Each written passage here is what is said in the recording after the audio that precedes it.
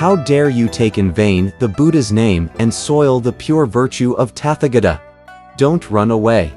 Wielding the rod with both his hands, he attacked at once. With a loud clang, a pair of golden cymbals dropped from midair. Falling on Pilgrim, they had him enclosed completely from head to foot.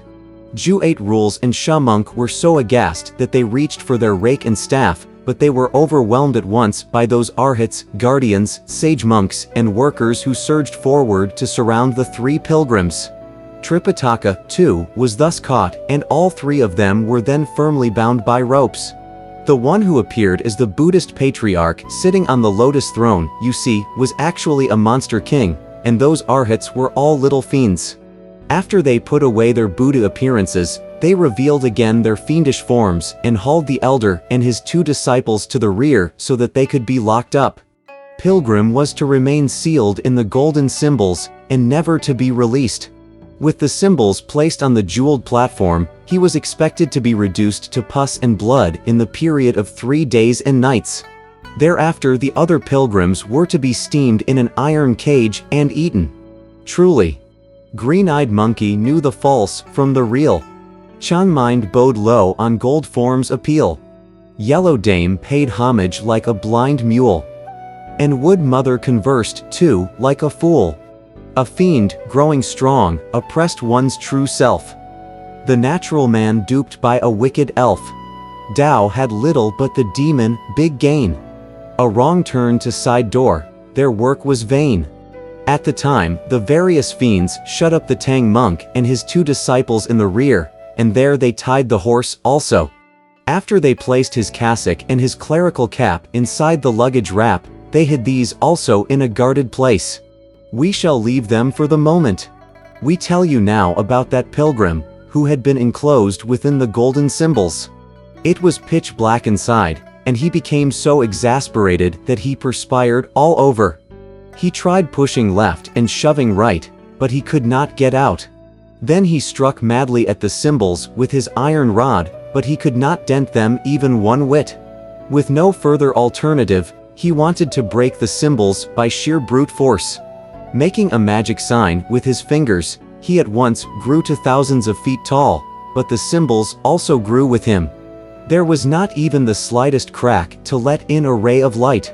He made the magic sign again, and at once his body diminished in size until he became as small as a mustard seed. The symbols grew smaller, too, with his body, so that there was not the tiniest hole. Gripping the iron rod, Pilgrim blew on it a divine breath, crying, "Change." It changed into a flagpole, which he used to hold up the symbols. Then he selected two of his longer hairs behind his head and pulled them off, crying, "Change." They changed immediately into a plum flower-like, 5-pointed drill. Along the base of the rod, he drilled away for over 1,000 times. There were loud scraping noises from the drill, but he could not puncture the symbols at all. In sheer desperation, Pilgrim made the magic sign again and recited the spell. Let O and Ram purify the Dharma realm. Key, primary reception beneficial for determination.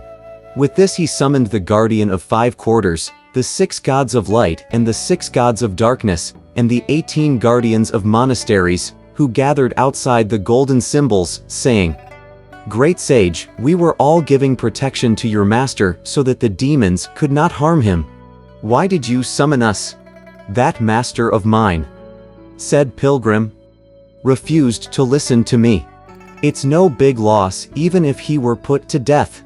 But what I want you to do is think of some way quickly to pry open these symbols and let me out. Then we can take care of other matters. Right now, there's not a bit of light inside, and I'm so hot that I'm about to suffocate." The various deities indeed tried to pry open the symbols, but they were so tightly closed up that they seemed to have grown together. The gods could not even budge them. "Great sage," said the golden-headed guardian, "we don't know what sort of treasure this pair of symbols is, but from top to bottom, they have become one whole piece now. Your humble deities are too weak to pry them loose. I don't know how much magic power I've used inside," said Pilgrim, "but I can't budge them either. On hearing this, the guardian told the 6 gods of light to protect the Tang monk and the 6 gods of darkness to watch over the golden symbols. As the various other guardians of monasteries took up positions of patrol front and back, he mounted the auspicious luminosity and, in a moment, went straight through the south heaven gate. Without waiting for further summons, he went up to the Hall of Divine Mists and prostrated himself before the Jade Emperor. "My lord," he said, "your subject is the guardian of 5 quarters. I commend to you the great sage, equal to heaven, who is accompanying the Tang monk to acquire scriptures." Passing through a mountain, they came upon the small Thunderclap Monastery. By mistake, the Tang monk thought it was the Spirit Mountain, and he entered the monastery to worship. It was actually an edifice set up by a fiendish monster to ensnare the master and his disciples. At this moment, the great sage is imprisoned within a pair of golden symbols, from which he cannot be extracted at all. He is about to die, and that's why I've come here, especially to memorialize to you. The Jade Emperor at once gave this decree. Let the 28 constellations go quickly to subdue the fiends and bring deliverance to the pilgrims. Not daring to linger, the constellations followed the guardian to leave the heaven gate and arrived inside the monastery. It was about the time of the second watch at night. Those monster spirits, both great and small, having been rewarded by the old fiend for capturing the Tang monk, had all gone to sleep. Without disturbing them, the constellations gathered outside the symbols and reported, "Great sage, we are the 28 constellations sent here by the Jade Emperor to rescue you." Exceedingly pleased by what he heard, Pilgrim said immediately, "Use your weapons and break the thing. Old Monkey will be out at once." "We dare not do so," replied the stars.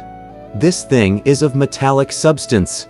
If we strike at it, there'll be noises and the demon will be awakened. Then it'll be hard for us to rescue you. Let us use our weapons instead and see if we can puncture it. Wherever you detect even the faintest speck of light, you'll be able to escape." "Exactly," said Pilgrim. "Look at them." Wielding spears, swords, scimitars, and axes, they began to pry at the pair of symbols and stab at them, hauling them back and forth. They did this until about the time of the third watch, but the symbols could not be loosened at all. The pair seemed to be like a wonton that had been forged together. Pilgrim inside was looking this way and that. He crawled over here and rolled to the other side, but he could not detect even the faintest speck of light. "Oh, great sage," said Gullet the Gold Dragon. "Please be more patient. As I see it, this treasure must be a compliant thing which knows transformation also. Try to feel with your hands inside along the edges where the symbols come together. I'm going to use the tip of my horn and see if I can wedge it inside. Then you can use some kind of transformation and escape through the spot where it comes apart." Pilgrim agreed and started to use his hands to feel along the edges. Meanwhile, this constellation made his body smaller until his horn became like a pointed needle. At the top of the symbols where they were joined, he tried to stick the horn through. Alas, he had to use every ounce of his strength before he managed to reach inside. Then he caused his body and his horn to take on the Dharma form, crying, "Grow! Grow! Grow!" The horn grew to the thickness of a rice bowl. The edge of the symbols, however, did not behave like any metallic object at all. Instead, they seemed to have been made of skin and flesh, which had the horn of Gullet the Gold Dragon in a vice-like grip. There was not the slightest crack anywhere around the horn.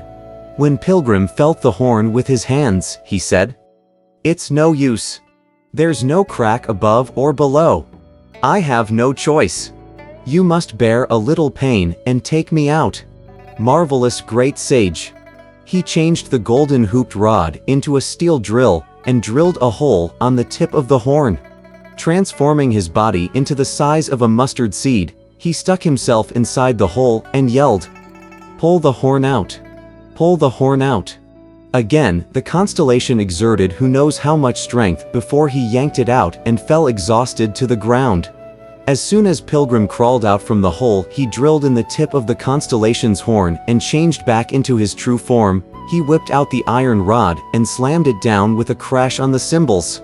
It was as if a copper mountain had been toppled, a gold mine blown open. What a pity! An instrument belonging to the Buddha was instantly reduced to 1,000 fragments of gold. The 28 constellations were terrified, and the guardian of 5 quarters hair stood on end.